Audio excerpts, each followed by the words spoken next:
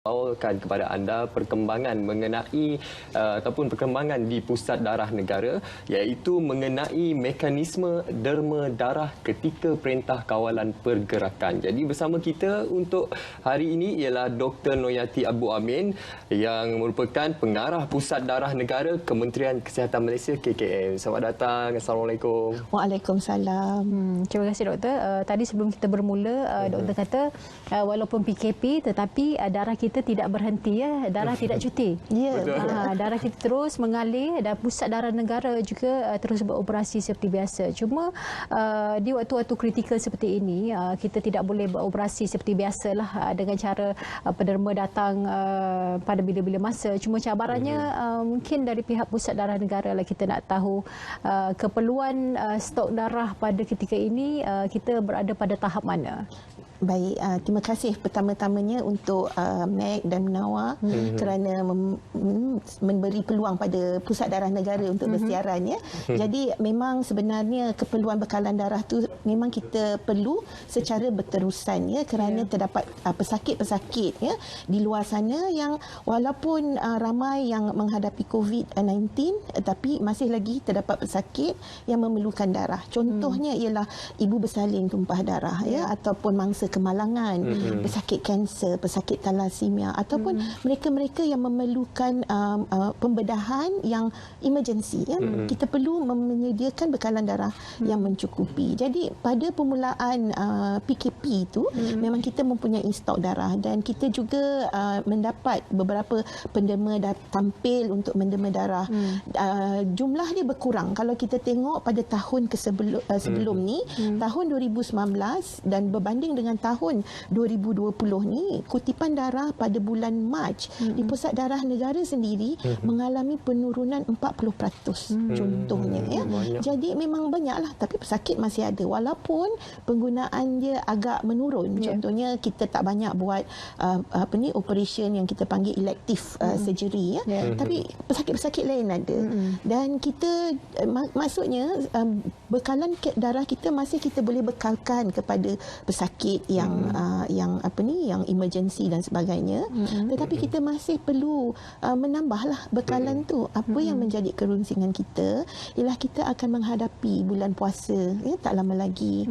Jadi masa bulan puasa penderma darah orang Islam makin berkuranglah. Bukanlah kata sebab tak boleh menderma, tapi kita pun nak menjaga, ya, kesihatan penderma darah kita. Ada yang tak biasa menderma, jadi kita tak galakkan mereka menderma di siang hari pada bulan Ramadan. Jadi kita kena buat persediaan tersebut daripada sekarang. Dan kita perlu tingkatkan lagi bekalan darah di Pusat Darah Negara dan di seluruh negara dan di tabung-tabung darah di seluruh negara. Jadi bekalan masih ada, tapi kalau tidak diisi, kita takut dia akan menurun lebih kritikal lagi. Jadi seperti yang doktor cakap tadi, persediaan untuk bulan Ramadan, tak sampai 10 hari lagi kita nak menyambut bulan Ramadan ni. Jadi persoalan utama pasti yang ramai penonton dekat luar sana ingin tahu, boleh ke derma darah sekarang ini waktu Perintah Kawalan Pergerakan ni? Ya, betul. Dia ada dua aspek di situ yang kita faham, ya. Kegusaran masyarakat. Pertamanya dengan perintah PKP ni, ya, kita perlu patuhi perintah yang telah dikeluarkan oleh pihak berkuasa.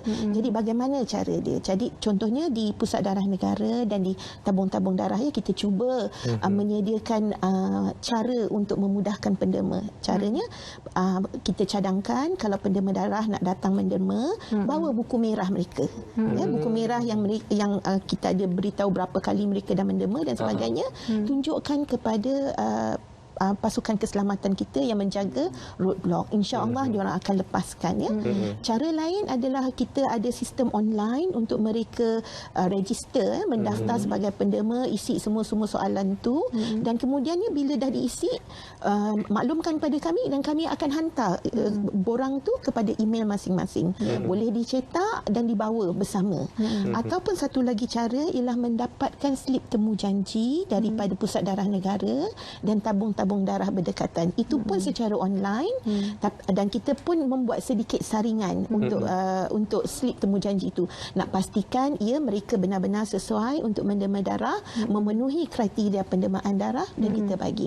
Kemudian kita hantar lagi dan kita dan penderma boleh bawa, dan kita berharap penderma darah kita apabila mereka membawa slip itu ataupun buku merah tu kata nak keluar menderma darah, lepas tu terus datang dan lepas menderma tu terus balik. Kita tak naklah kemudian ni disalahguna dan sebagainya sebab buat masa ni pihak berkuasa kita sangat-sangat membantu. Tapi kalau nampak ada orang kata salah guna kan, nanti ada masalah pada kami dan juga pada pesakit. Itu yang kita risaukan sebab bekalan darah ni untuk pesakit. Perlu ada kejujuran dalam kalangan penderma. Jangan disalahguna surat kebenaran untuk keluar itu semata-mata kononnya nak pergi ke hospital ataupun tabur darah, rupanya melencong ke tempat lain. Kita harapkan itu tidak berlaku. Kita sebenarnya kita bersangka baik. Bersangka baik. Cuma sekarang ini apabila kita berada dalam situasi kini, kita bimbang dengan penularan wabak COVID-19, ada juga kewajarannya kebimbangan itu wujud dalam kalangan penderma dan juga penerima darah.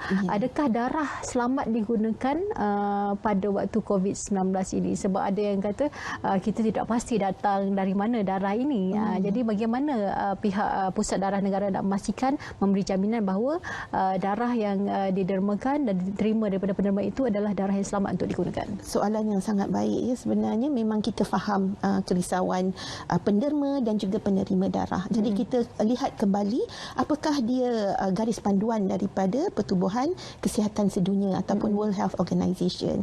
Dan Pertubuhan Kesihatan Sedunia pun telah menyatakan yang mana pendermaan darah dan penerimaan darah adalah selamat. Kenapa dikatakan begitu? Kerana virus COVID-19 ni adalah merupakan virus respiratory, virus yang menyerang sistem pernafasan kita. Dan dengan yang demikian, dan dia pula tersebar melalui titisan cecair, droplets tu dan bukannya melalui darah. Jadi ada di situ memang ada bukti daripada Pertubuhan Kesihatan Sedunia yang mana adalah selamat untuk menderma darah dan menerima darah sewaktu ni. Tetapi pada masa yang sama, apakah langkah-langkah yang kita ambil untuk memastikan premis kita pun selamat dan memenuhi keperluan-keperluan yang telah dinyatakan oleh Kementerian Kesihatan. Contohnya apabila penderma datang ke Pusat Darah Negara atau tabung-tabung darah di seluruh negara pertama sekali kita akan buat saringan suhu. Lepas tu kita akan tanya juga soalan-soalan tertentu. Contohnya ada ke pergi luar negara baru-baru ni, ada ke demam, sesama. Bila mereka melepasi saringan tersebut, baru mereka boleh meneruskan proses pendermaan darah. Apa lagi yang kita lakukan? Kita pastikan ada penjarakan sosial antara kerusi penderma, katil penderma dan sebagainya. Kita pastikan ada hand sanitizer untuk penderma kita guna sepanjang proses pendermaan darah. Kita staff kita kalau dilihat frontliner kita, mereka akan memakai mask, memakai glove dan memastikan mengamalkan kebersihan tangan.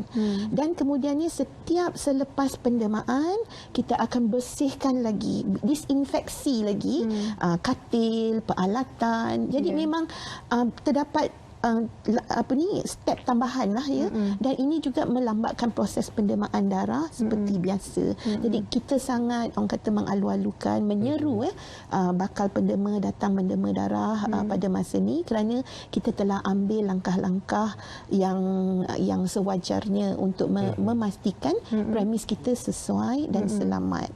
Jadi doktor, bagaimana pula dengan plasma darah yang diderma oleh bekas pesakit COVID-19 ini?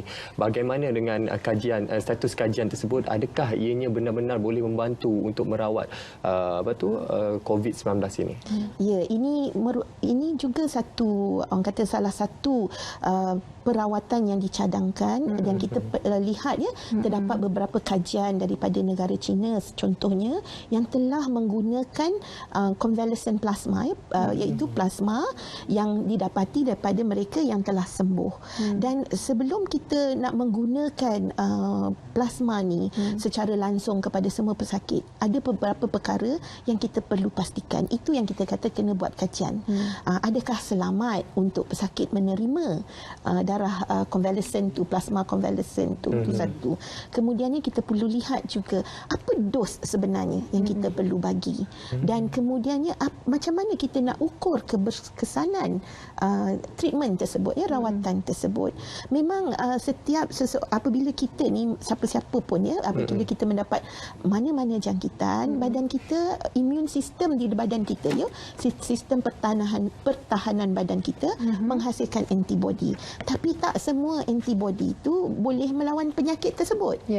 Contoh, saya bagi contoh, penyakit HIV ada keluar antibody, tapi antibody itu tidak melawan kuman virus tersebut. Tapi alhamdulillah yang kita lihat buat masa ni, untuk penyakit COVID ni, antibody yang dihasilkan dia ada kesan terhadap virus. Sebab tu kita kata kita boleh menggunakan.